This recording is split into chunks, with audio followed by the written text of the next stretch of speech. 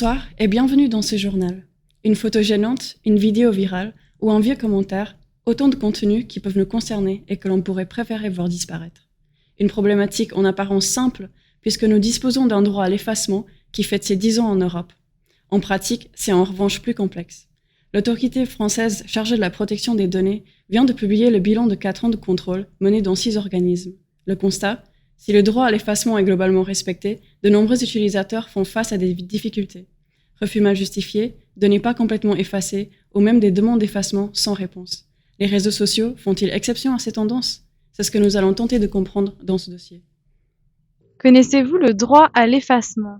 Le droit à l'effacement? Non, je connais pas. Non, je connais pas. Non, je connais pas. Malheureusement, je ne le connais pas. Je suis pas sûre. Je sais pas ce que c'est.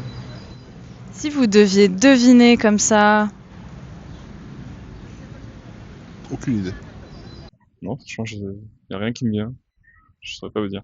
À mon avis, ça concerne tout ce qui est sur Internet, les réseaux sociaux. Le fait d'avoir, par exemple, d'avoir le droit de d'effacer, par exemple, les données qui sont sur Internet ou quelque chose comme ça. Je dirais que c'est protéger les personnes qui ont envie d'effacer des données. C'est quand tu supprimes ton compte sur un réseau social et tu les données personnelles, je sais pas. par exemple, oui. Et est-ce que tu saurais comment le faire? Bah non, pas du tout. Non, à mon avis, il y a des articles qui existent pour ça, mais comment le faire, non, je ne saurais pas dire. Peut-être que sur les réseaux sociaux, il y a des possibilités d'effacer des données ou protéger ces données, mais j'en saurais pas plus. Merci. Vous l'avez jamais testé? Non, j'ai jamais essayé. Avant, je voudrais faire ça et c'est très compliqué. Entré en vigueur en 2018, le RGPD impose un cadre harmonisé et détaillé sur la protection des données au sein de l'Union européenne. En toile de fond, la volonté de renforcer ce droit lié à la protection de la vie privée, tout en gommant les écarts entre États membres. Le champ d'application du RGPD est particulièrement large. Dès lors que les plateformes traitent de données permettant d'identifier des utilisateurs, que ce soit à travers un profil ou une publication, le RGPD peut s'appliquer. Et ce, même si les entreprises sont situées en dehors de l'Union européenne. Si elles ciblent des utilisateurs européens ou suivent leur comportement en ligne, le règlement s'applique. Dans une affaire récente impliquant Twitter, une demande d'effacement introduite par un utilisateur résidant au Royaume-Uni n'a pas empêché la Data Protection Commission irlandaise d'examiner le cas. En cause, l'impact potentiel de la situation dépassait le seul plaignant et pouvait concerner plus largement l'ensemble des utilisateurs à travers l'Union européenne.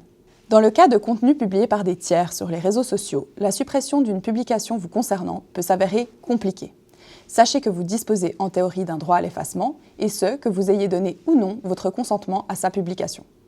Les plateformes sont tenues, en vertu de leurs obligations de transparence, de faciliter votre demande, notamment par des interfaces compréhensibles et aisément accessibles. Retirer votre consentement doit être aussi simple que de le donner. Cependant, le droit à l'effacement connaît de nombreuses limites. Le RGPD prévoit des exceptions, notamment par exemple sur l'intérêt public à l'information ou encore à la liberté d'expression. Des principes qui sont constamment mis en balance avec le droit à la protection des données qui, lui, n'est pas absolu. Une question qui a donné lieu à une jurisprudence abondante, notamment dans le cadre des archives de presse. En 2023, la Cour européenne des droits de l'homme a rendu un arrêt très attendu sur l'affaire Urbain contre Belgique. En effet, un média belge en 1994 a publié un article contenant le nom d'un conducteur responsable d'un accident mortel. Ce dernier, 30 ans plus tard, demande à ce que son nom soit retiré de l'article en ligne. Décision finale, la Cour lui donne raison. Le droit l'oubli peut donc l'emporter dans certains cas sur la liberté de la presse. Pour apprécier une demande d'effacement, plusieurs critères sont pris en compte. Le temps écoulé depuis les faits joue souvent un rôle important, tout comme la nature des informations en cause, notamment leur degré de sensibilité pour la vie privée. Autre élément déterminant, le statut de la personne concernée.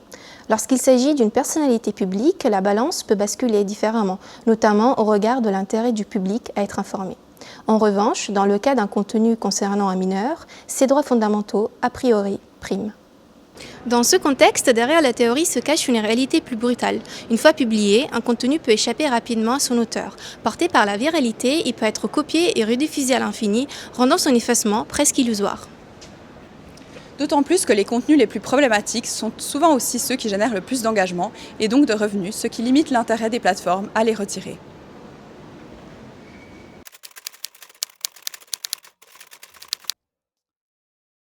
Non, le signalement est très différent de l'effacement. Le signalement correspond à la procédure de signalement et retrait des contenus, généralement pour des contenus indésirables ou illicites sur les plateformes. Le signalement permet de supprimer un contenu visible sur la plateforme ou de l'invisibiliser, alors que le droit à l'effacement ou le droit à l'oubli vise à effacer, supprimer toutes les données au sein des bases de données de la plateforme.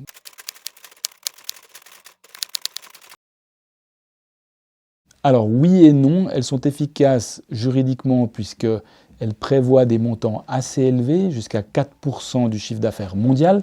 Pensons à Meta qui fait plus ou moins 300 milliards de chiffre d'affaires mondial, donc c'est beaucoup. Par contre, elles sont difficiles à mettre en œuvre d'un point de vue politique ou géopolitique parce que même si des autorités européennes admettent et prennent des sanctions, jusqu'à 4% de ce chiffre d'affaires, souvent, politiquement, géopolitiquement, il est très difficile ensuite de les faire appliquer dans les faits.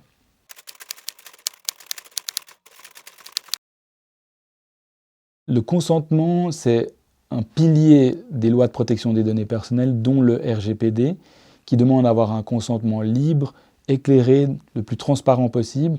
Et l'un des corollaires à ce consentement libre et éclairé, c'est de pouvoir le retirer en tout temps. Et donc les plateformes doivent s'assurer que lorsqu'elles nous demandent ou elles nous permettent de faire un opt-out, de retirer le consentement, il doit être tout à fait aussi simple que l'opt-in. Ça, c'est sur la théorie. Maintenant, en pratique, on observe que beaucoup de prestataires, dont Meta, avec Instagram par exemple, rendent très difficile d'effacer ou de désactiver son compte Instagram, alors qu'il est très facile de créer un compte Instagram. Et donc déjà là, on est dans la violation probablement du RGPD. Un exemple qui montre que les plateformes ne respectent pas le RGPD, ou en particulier le droit à l'oubli, droit à l'effacement, ce sont les conditions générales d'utilisation de Meta. Par exemple, il est indiqué que lorsque un contenu d'un internaute est repartagé par d'autres internautes, eh bien, quand bien même cet internaute fait une demande d'effacement ou de droit à l'oubli, eh bien, les conditions générales disent qu'on ne peut pas lui garantir ce droit à l'effacement puisque ce contenu aurait été repartagé par d'autres internautes. Et donc on voit le droit à l'effacement n'est pas respecté et pas implémenté par la plateforme. Jean-Jacques est un maître nageur français à la retraite qui souhaite faire supprimer une photo de lui publiée sur Instagram par un autre utilisateur. Il y a une semaine, il a formulé une demande de suppression au nom de l'article 17 du RGPD, mais toujours aucune réponse. Que doit-il faire ? En théorie, Instagram dispose d'un mois pour traiter sa demande. La plateforme devra préciser, en cas de refus, les raisons éventuelles de celle-ci. Si Jean-Jacques ne reçoit pas de réponse dans le mois ou s'il estime que son droit n'a pas été respecté, il peut saisir la CNIL, l'Autorité française de protection des données. Une démarche gratuite, qui se fait directement en ligne. La CNIL peut alors demander des comptes à la plateforme et potentiellement la mettre en demeure. Jean-Jacques peut également saisir directement la justice pour obtenir des mesures provisoires ou des dommages et intérêts. Mais la procédure est longue, parfois coûteuse. Et si Instagram persiste, les sanctions tombent. Les entreprises peuvent être condamnées à payer jusqu'à 20 millions d'euros d'amende ou 4% de leur chiffre d'affaires annuel mondial.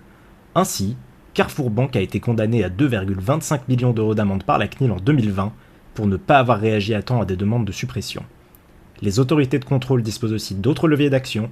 Elles peuvent par exemple ordonner directement l'effacement d'un contenu selon les cas, même sans demande préalable d'un particulier.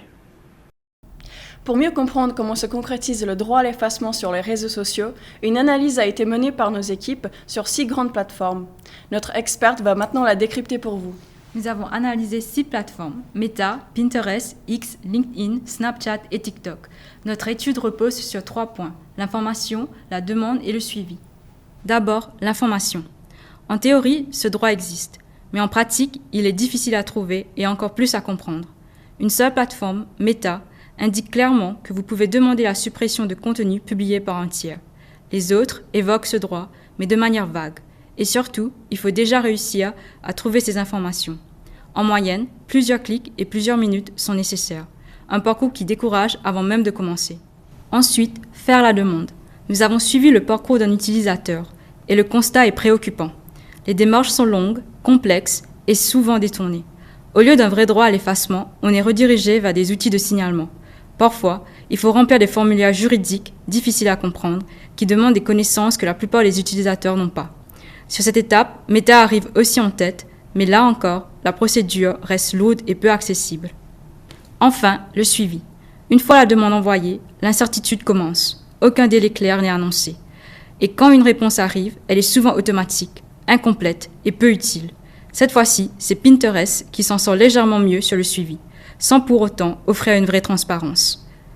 Au final, le constat est simple. Ce droit existe sur le papier, mais dans les faits, il reste difficile, opaque et parfois inaccessible. Pour plus de détails, sur chaque plateforme, vous pouvez scanner le QR code affiché à l'écran. Voilà, c'est ainsi que s'achève notre page spéciale.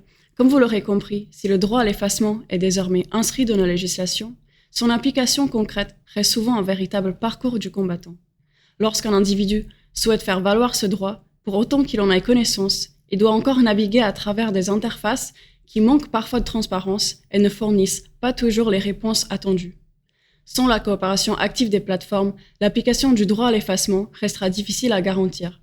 Dans un environnement où les contenus se diffusent et se répliquent à grande vitesse et où son efficacité dépend largement de la réactivité des procédures internes des acteurs qui les hébergent. C'est la fin de ce journal. Merci à vous de nous avoir suivis. Tout de suite, la météo, suivie de votre soirée cinéma. Excellente fin de soirée et à demain.